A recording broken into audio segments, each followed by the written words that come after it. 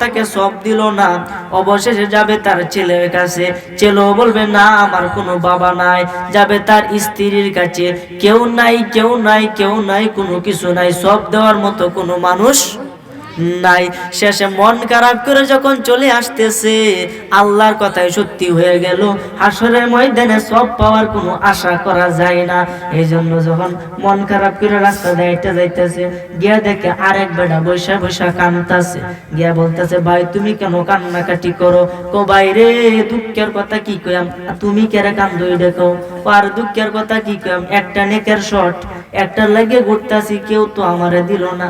ওই ব্যক্তি ডাক দিয়ে কয় ভাই আমারও তো এই সমস্যা। তো তোমার কি সমস্যা? আমি জীবনে ভালো কাম করছি বললে আমার মনে নাই, আমার একটা মাত্র নেকি। সুবহানাল্লাহ। কয়টা নেকি? একটা। আমার একটা নেকি, আর আমি দুনিয়া তো ভালো কাজ করি নাই, সব আমার পাপ। একটা যদি আমার তাহাতেও জাহান্নামও, না থাকলেও জাহান্নাম।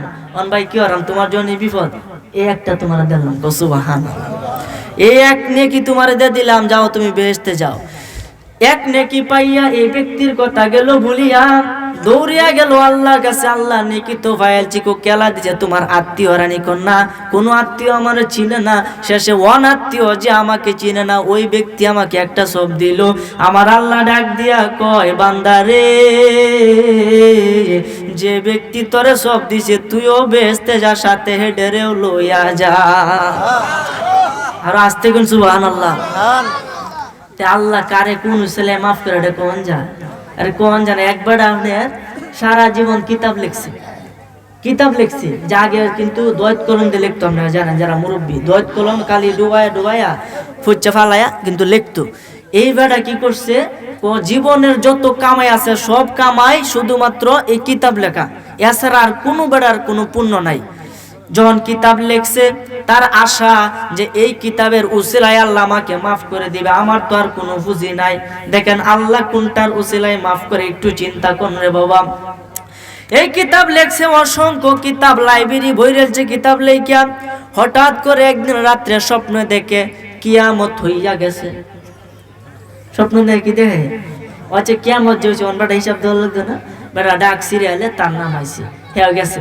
ইয়া কইতাছে তুমি কি আনছো, তোমার জীবনে কি আছে দেও, প্রমাণ দাও, আমল নামা দেও, তুমি কি করছো এইসব দেও। কিয়ামতের আগে জান্নাতে যাওয়ার আগে 5টা প্রশ্ন করব। এর মাঝে প্রথম প্রশ্ন, তোমার জীবনটা কোন খাতে ব্যয় করছো, যৌবনটা কোন কাটাইছো, তোমার যে টাকা দিছি কোন খাতে ব্যয় করছো। এভাবে 5টা প্রশ্ন আপনাকে করা হবে। যতক্ষণ পর্যন্ত আপনি আমি পৃথিবীর সমস্ত মানুষ 5টা প্রশ্নের উত্তর দিতে না পারবে, খোদা কি কসম, ওই ব্যক্তি জান্নাতেও যাবে না জাহান্নামেও যাবে না। 5টা প্রশ্নের উত্তর দিয়ে যেতে হবে। যদি হিসাব দিতে পারেন বেহেশতি, হিসাব না দিলে ফি নারি জাহান্নামা খালিদিনা ফিহা, যাও তোমার লাগে জাহান্নাম বরাদ্দ। এই জন্য যুবক ভাই তোমার পায়ে ধরে বলি, পাপ কাজ থেকে বিরত থাকো।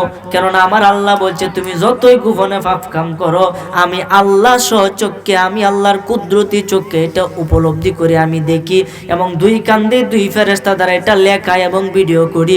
সাথে আমার নবীজিরও সাক্ষী হিসেবে দুনিয়াত পাঠায়া দিছি। 5টা সাক্ষী হয়ে যাও। এই জন্য বাবা পাপ কাজ করা যাবে না।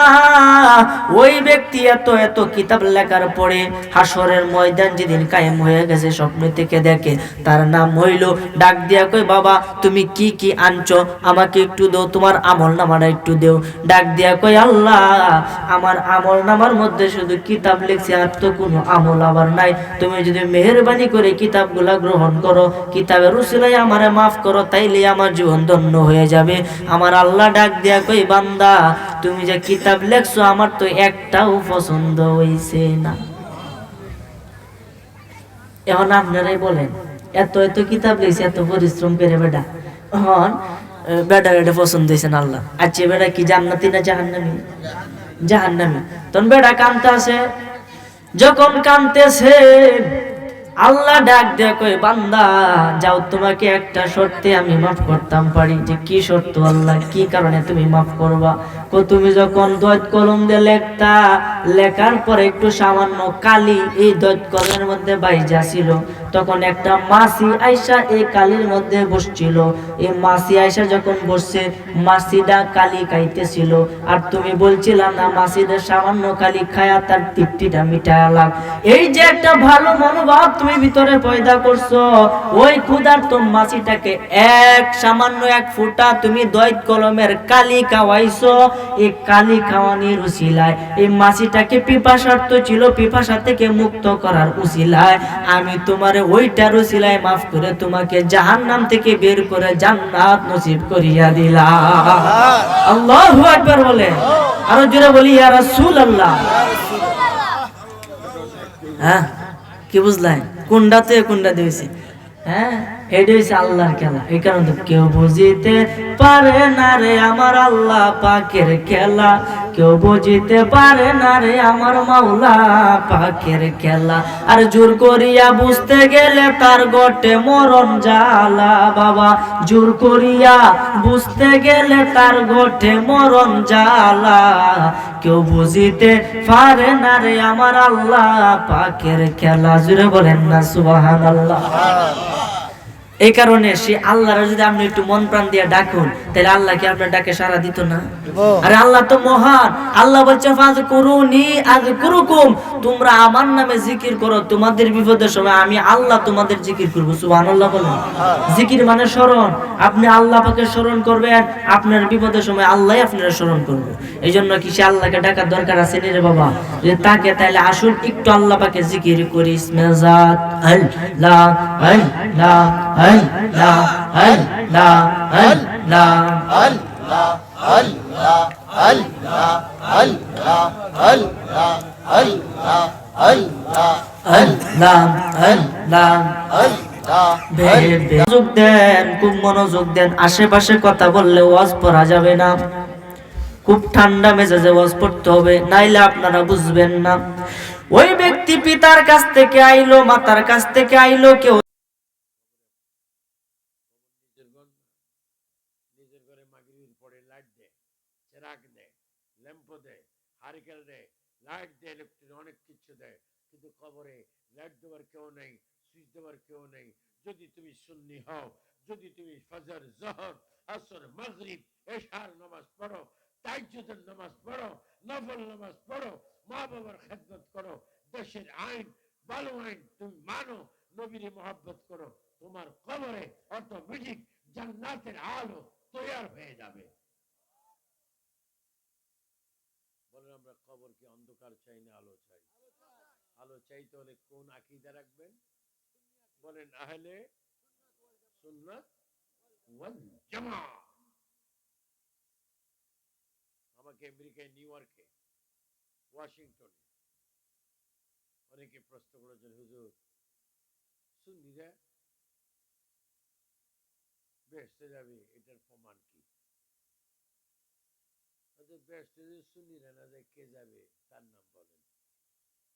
আমরা যাব না? আমরা তো যাবেন, অবশ্যই যাবেন। নবীর নূর না মাটি? মাটি। আপনি তো যাবেন জাহান্নামে।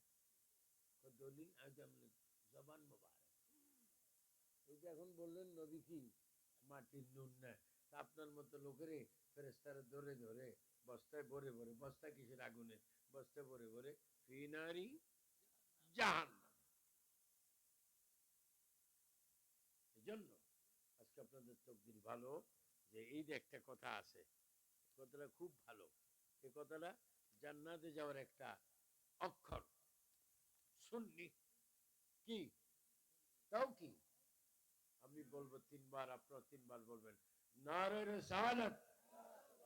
এই আওয়াজও হবে না, আরো জোরে হইতে হবে। আজকে তাবারক কি প্যাকেট না প্লেট? প্যাকেট কি কম না বেশি?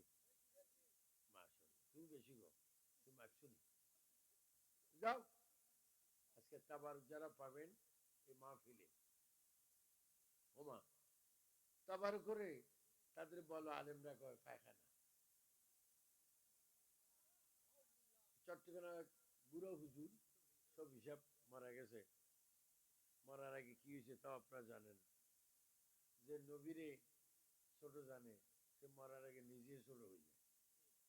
সে বলছিল যারা মিলাদের নবীর তাবারক খায় তারা গু খায়। আমি ঐতিহাসিক চট্টগ্রাম লালদিঘির ময়দানে লক্ষ লক্ষ মানুষের উপস্থিতি বলেছিলাম, আপনি এই কুফরি কালামের কারণে, কথার কারণে আপনি অমুসলিম, আপনি মুসলমান নন। আপনি আল্লামা হাশিমের কাছে এসে মুসলমান হন। আপনি বলুন, তাবারুককে গু যারা বলে তারা কি আলেম না জালেম? আর তো তারা কি আলেম না জালেম? জালেমের জায়গা কি জান্নাত না জাহান্নাম? বেশ, কথা শেষ। যদি কেউ বলে আমার কলিজা জ্বলে, তুইও জাহান্নামী। আজকে তাবারুক যারা পাবেন, প্যাকেটে হোক মা বোনেরা, স্টেজ যারা আছেন তারা, ফ্রেন্ডে যারা আছে তারা তাবারুকটা ঘরে নিয়ে যাবেন। চাইয়েন 2-3 ঘন্টা 4 ঘন্টার পরে নিজে বিশ্ব গড়ানো ফাড়াই দিয়েন না, খেয়ে নেমনে ঘরে নিয়ে নিজেরা আবার তাবারুককে ছোট্ট ছোট্ট একটু বাক করে খাবেন। আল্লাহ ক্যান্সার, আলসার, গ্যাস্ট্রিক সব ভালো করতে পারে। অনেক কিন্তু বড় নাদান, এমনি আন্তর্জাতিক নাদান আর কি, খাইলে আস্তে করে খাই ফেলায়। তো বউ বলে, আপনার হাতে দিয়ে বিরিয়ানির গন্ধ পায়, বিরিয়ানি কই? বিশ্ব গৌরব। অনেক পরিবার মনে মনে বলে, তোর উপর আল্লাহ গজব পড়ে। এটাকে দোয়া না বদদোয়া? কেমন বদদোয়া? সাংঘাতিক বদদোয়া। তোর উপর আল্লাহ গজব পড়ে, তুই কাপড় কাপড়ে দিলি রে। এই জন্য কেউ যদি কোনো বাসায় ভালো গোস্ত খান, ভালো মুরগি খান, ভালো হাঁস খান, নিজে খেয়ে ফেলছেন দাওয়াতে, ঘরে যায় বিবির কাছে মাপ চাইবেন, আই এম সরি, আমি দুঃখিত, আমি অমুকখানে খেয়েছি, তোমরা খাওয়াইতে পারলাম না, আমি খাওয়াতে কি তুমি